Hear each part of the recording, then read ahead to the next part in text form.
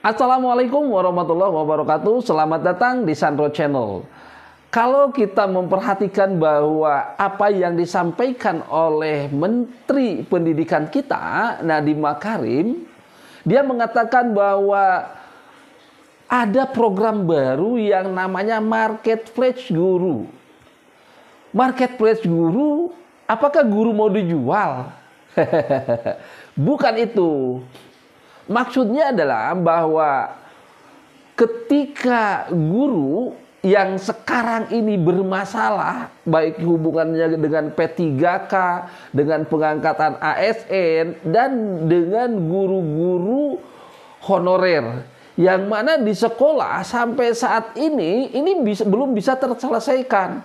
Masih banyak guru-guru yang kurang. Dan sekarang sudah ada ketentuan bahwa tidak boleh mengangkat guru honorer. Nah, penyelesaiannya adalah dengan marketplace guru itu. Namanya saja mungkin yang tidak enak. Kenapa? Karena namanya marketplace guru. Seolah-olah guru ini mau dijual gitu. Maksudnya gini, guru itu mengikuti sertifikasi, lalu lolos. Nah, ini sudah tersertifikasi, lolos, dan dia kadang-kadang bingung. Kenapa? Karena di situ misalkan jumlah jam pelajarannya kurang. Itu satu. Yang kedua, atau P3K. P3K ini lolos. Nah, maka dikumpulkanlah di dalam satu wadah, satu tempat, gitu, sistem yang menempatkan ini, dan tentunya ini skalanya nasional. Nggak bisa kalau lokal. Kalau lokal nantinya tetap masih tidak terpenuhi, karena banyak di daerah-daerah atau di kabupaten kota yang guru honor itu lulusannya tidak sesuai dengan background, sehingga dipaksakan background apapun ngajar dengan tidak sesuai.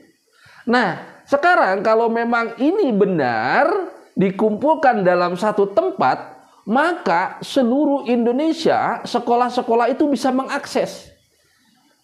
Kurang guru apa sih di sekolah tertentu? Misalkan saya ambil contoh adalah SMP Negeri 1 Geger Bitung.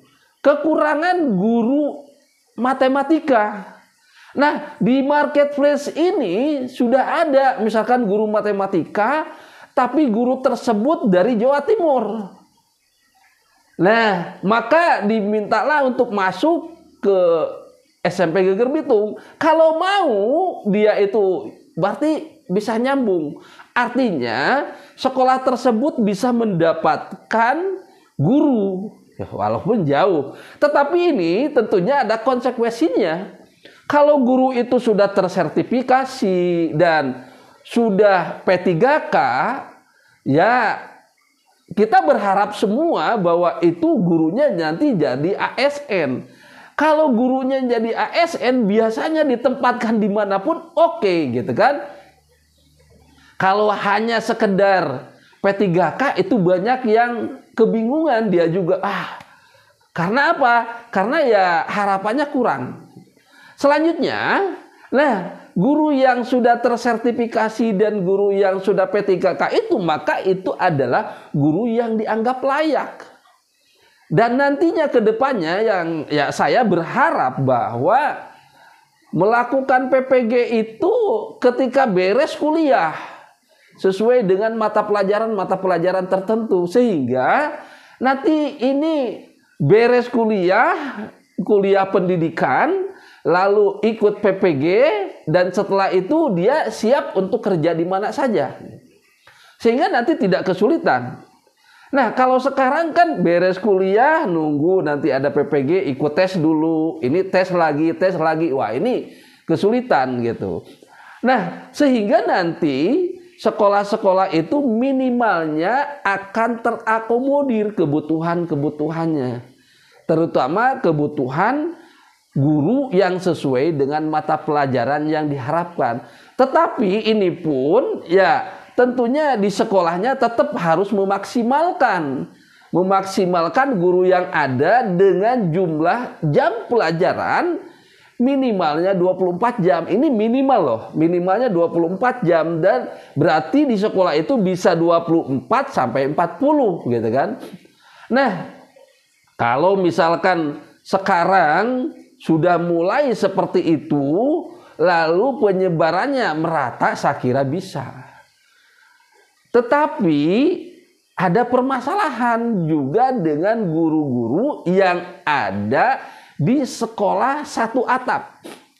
Kalau guru yang di sekolah satu atap, misalkan ASN ditempatkan di sana, lalu jam ngajarnya kurang. Dia ternyata hanya ada 12 jam. Berarti kurang minimalnya adalah 12 jam. Sedangkan dalam ketentuan itu bisa ngajar di luar itu hanya 6 jam. Jadi tetap aja akan kejadiannya kurang 6 jam. Makanya di sini banyak yang ngeluh bagi guru-guru yang ada di sekolah satu atap yang jumlah siswanya sedikit atau rombalnya sedikit yang tidak mencukupi. Nah, kalau demikian menurut saya itu alangkah baiknya kalau guru yang satu atap itu bisa dipakai dengan multi lesson atau multi pelajaran. Artinya guru ini bisa mengampu 1 atau 2 mata pelajaran, sehingga nanti tidak akan ada lagi kekurangan guru di sekolah satu atap. Nah, ini permasalahan ya juga harus diselesaikan. Tidak bisa misalkan kalau yang di satu atap ini ya udah aja nanti memaksa tetap mengajar di yang lain. Ini nggak bisa juga. Atau akhirnya menggunakan banyak cara kan. Akhirnya apa? Memasukkan hal yang sebenarnya baru dilakukan oleh guru itu, tetapi dipaksakan. Misalkan jadi wakasek. Nah, sebenarnya dia itu belum apa ya? Belum siap karena baru masuk, masa tiba-tiba jadi wakasek gitu. Nah, lebih baik daripada seperti itu, lebih baik ya bisa mengajar dengan minimalnya 2 mata pelajaran gitu, 2 atau 3 mata pelajaran, sehingga nanti sekolah yang ada di satu atap ini bisa terpenuhi juga gitu. Karena kalau kita tidak melakukan seperti itu, lalu kita kirim banyak guru pun nanti guru-guru yang bingungnya. Saya ini harus ngajar di mana lagi gitu. Nah, saya ambil contoh, ada di sebuah sekolah satu atap dikirim ada 4 guru. Nah, ke-4 guru ini semuanya di sekolah satu atap mengajar sudah cukupnya itu. Nah, guru yang dikirim ini dia kebingungan karena di sekolah satu atap yang ada sekarang hanya 12 jam. Jadi kurangnya 12 jam lagi. Dan itu digunakannya hanya minimalnya saja kan. Nah, lalu mau ngajar keluar, ternyata dia itu kan tidak boleh lebih dari 6 JP. Jadi harus 6 jam. Nah, ini jadi kebingungan lagi. Akhirnya apa? Ya di situ ada bermain peran gitu. Nah, daripada seperti itu, kalau menurut saya lebih baik dilegalkan bahwa guru yang ada di satu atap itu boleh mengajar lebih dari 1 mata pelajaran. Sehingga nanti bisa menyelesaikan semua permasalahan yang ada di sekolah itu. Nah, ini dia. Kalau misalkan masih tetap sama, ini nanti akan kerepotan lagi. Ini akan jadi masalah lagi gitu. Supaya tidak menjadi besar masalahnya, ya kita harus selesaikan.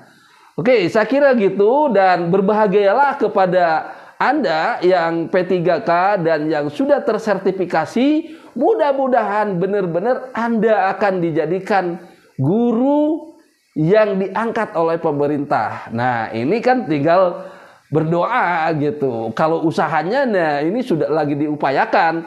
Mudah-mudahan ini bisa berjalan dengan baik. Dan ini bukan harapan palsu tentunya.